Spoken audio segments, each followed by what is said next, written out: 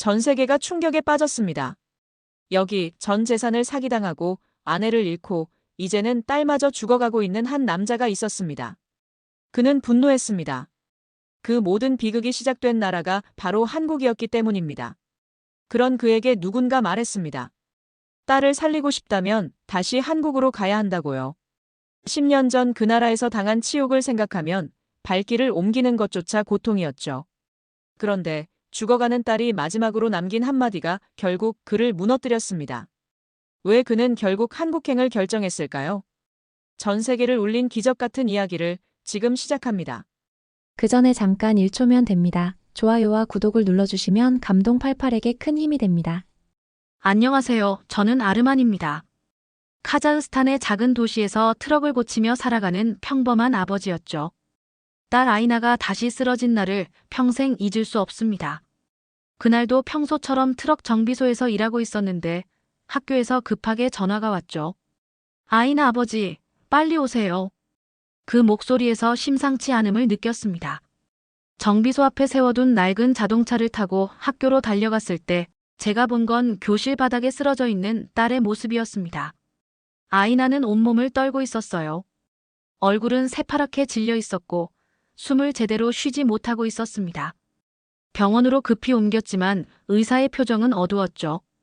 이 아이의 면역 체계가 스스로를 공격하고 있습니다. 우리나라 의료 수준으로는 정확한 진단조차 어렵습니다. 의사의 말은 마치 사형 선고처럼 들렸어요. 그동안 아이나는 점점 약해져 갔습니다. 예전엔 저와 함께 공원에서 뛰어놀던 활발한 아이였는데 이제는 침대에서 일어나는 것조차 힘들어했죠. 13살 딸이 아빠 나 죽는 거야 라고 물어볼 때 저는 대답할 수가 없었습니다. 아내를 이미 잃은 저에게 딸마저 잃을 수는 없었어요. 하지만 현실은 냉혹했습니다. 우리나라 어떤 병원에서도 아이나를 살릴 방법을 찾지 못했거든요. 밤마다 딸의 침대 옆에 앉아 있으면서 저는 하늘을 원망했습니다. 왜 하필 제 딸이어야 하는지, 왜 아내에 이어 딸까지 잃어야 하는지 이해할 수 없었죠. 의사들은 해외 치료를 생각해보라고 했지만 저에게는 그럴 돈도 없었고 무엇보다 믿을 만한 나라가 어디인지도 몰랐습니다. 그때 자이르 아저씨가 찾아왔습니다. 우리 동네에서 건설업으로 성공한 분이었죠. 평소에도 인사는 나누지만 그리 가깝지는 않았는데 갑자기 제게 찾아온 겁니다. 아르만, 아이나가 많이 아프다고 들었네. 자이르 아저씨의 얼굴에는 진심 어린 걱정이 담겨 있었어요. 아저씨, 우리나라 의사들이 포기했습니다. 이제 정말 방법이 없어요. 제가 절망에 가득 찬 목소리로 말하자 자이르 아저씨는 잠시 망설이더니 조심스럽게 입을 열었습니다. 아르만, 내가 살 수 있었던 이유를 말해줄까? 무슨 말인지 이해할 수 없었죠. 5년 전 나도 죽을 뻔했네. 심장병이 심해서 우리나라 의사들이 수술을 포기했어. 그런데 한 곳에서 나를 살려줬지. 자이르 아저씨는 천천히 말을 이어갔습니다. 한국이야. 한국 의사들이 나를 살려줬네. 그 순간 제 머릿속에 과거의 악몽이 떠올랐습니다. 10년 전 저는 한국 의료기기 투자회사라고 속여 접근한 사기꾼들에게 전 재산을 잃었거든요. 집도 팔고 아내의 장신구까지 팔아서 투자했던 그 돈을 모두 날렸죠. 한국이라고요?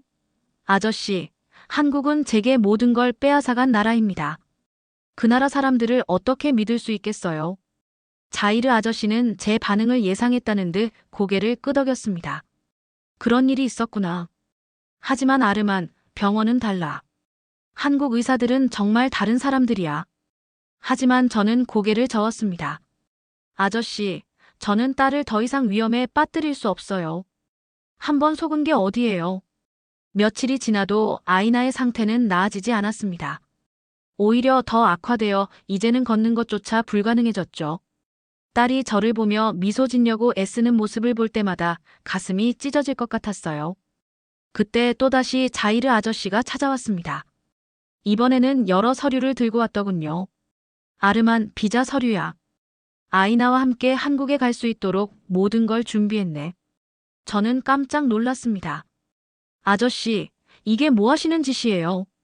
저는 가지 않겠다고 했잖아요. 하지만 자이르 아저씨는 단호했습니다. 아르만, 딸의 생명보다 중요한 자존심이 어디 있나? 한국 의사들을 한 번만 믿어봐. 그때 제 친구이자 동업자인 무랏이 찾아왔습니다.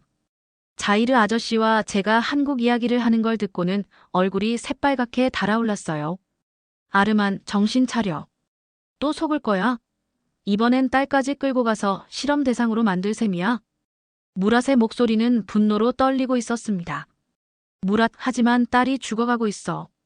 제가 말하자 무랑은 더욱 격해졌습니다. 그래서 더 안 돼. 한국 놈들이 아이나를 어떻게 할지 뻔하잖아. 돈 뜯어내고 결국 포기하겠다고 할 거야. 저는 두 사람 사이에서 고민에 빠졌습니다. 과연 무엇이 옳은 선택일까요? 결국 아이나가 결정을 내려줬습니다. 아빠, 나 한국에 가고 싶어. 아빠가 무서우면 내가 용기 낼게. 13살 딸의 이 말에 저는 눈물을 참을 수 없었어요. 결정했습니다.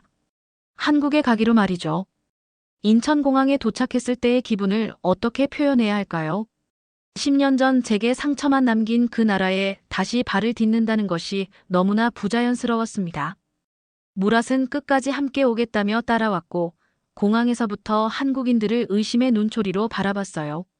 아르만, 저 사람들 표정 봐. 우리를 어떻게 생각하는지 뻔해. 서울 아산병원에 도착했을 때 저는 놀랐습니다.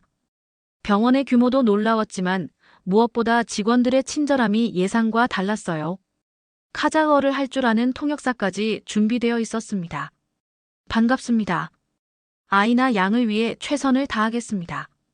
담당 의사의 인사말이었죠. 첫 진료에서 의사는 아이나의 상태를 자세히 살펴봤습니다.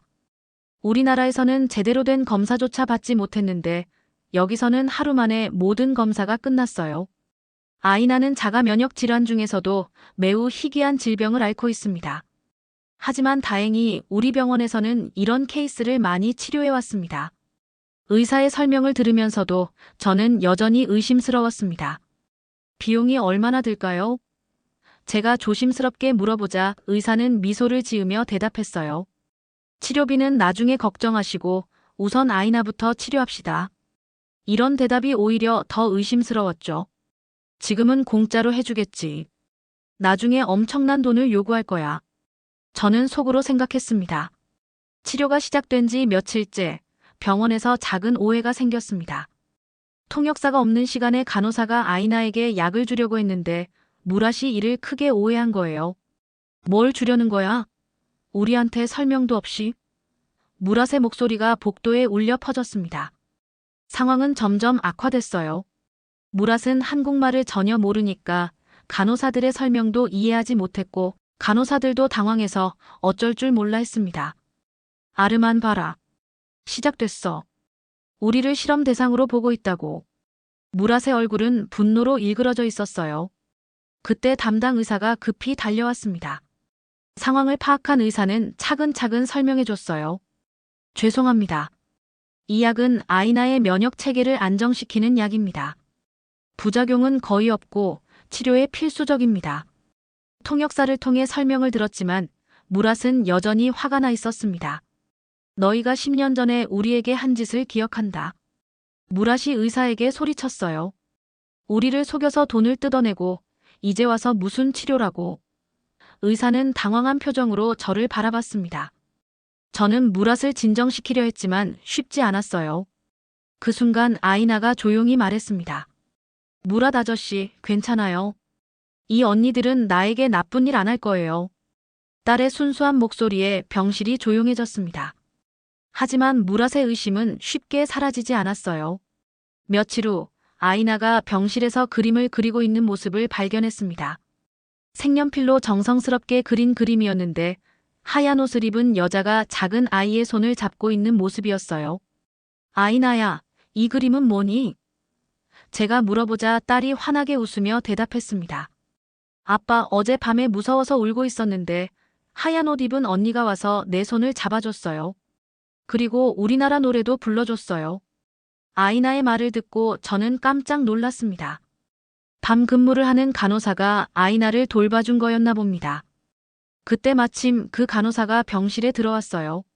젊은 간호사였는데 아이나를 보자마자 환하게 웃으며 인사했습니다. 통역사를 통해 알게 된 사실은 더욱 놀라웠어요. 이 간호사는 근무 시간이 끝났는데도 아이나가 무서워할까봐 늦게까지 남아서 돌봐준 거였습니다. 어제 밤에 아이나가 고향 이야기를 하더라고요. 그래서 제가 아는 카자흐스탄 민요를 불러줬어요. 간호사의 설명을 들으며 저는 가슴이 뭉클해졌습니다. 이 사람은 우리 가족도 아닌데 왜 이렇게까지 해주는 걸까요?